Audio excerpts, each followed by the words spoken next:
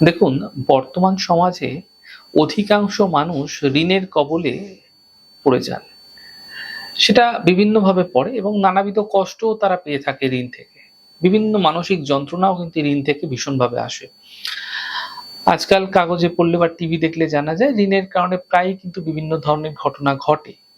বাজারে বা ব্যাংকে বিভিন্ন ধরনের ঋণ তারা নিয়ে ফেলে হঠাৎ করে এবং নিয়ে তারা কিন্তু সমস্যাগ্রস্ত হয়ে যায়। নিজেই নিজের সমস্যাকে ডেকে আনে। তবে দরকার পড়লে বিভিন্ন ব্যাংকের লোকজন তার গৃহেও চলে আসে, এরকমও কিন্তু দেখা যায় এবং ঋণের ব্যবস্থাও তারা করে দেয়।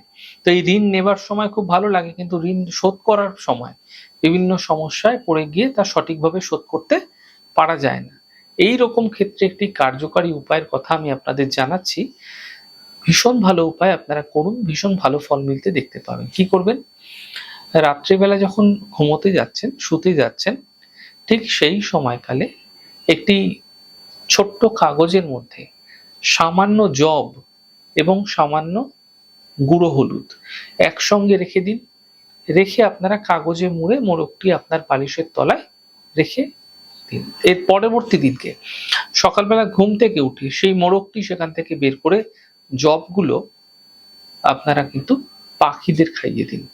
এইভাবে পরপর বেশ কিছুদিন এই উপায়টি করতে থাকুন। দেখবেন অবশ্যই ঋণ শোধের যে রাস্তা সেটা কিন্তু আপনি খুঁজে পাবেন। এই প্রক্রিয়া শ্রাবণ মাসে যেকোনো বুধবার দিন থেকে আপনারা যদি শুরু করছেন, ভীষণ ফায়দা মিলতে আপনারা খুব দ্রুত দেখতে পাবেন ঋণ সংক্রান্ত সমস্যার ক্ষেত্রে।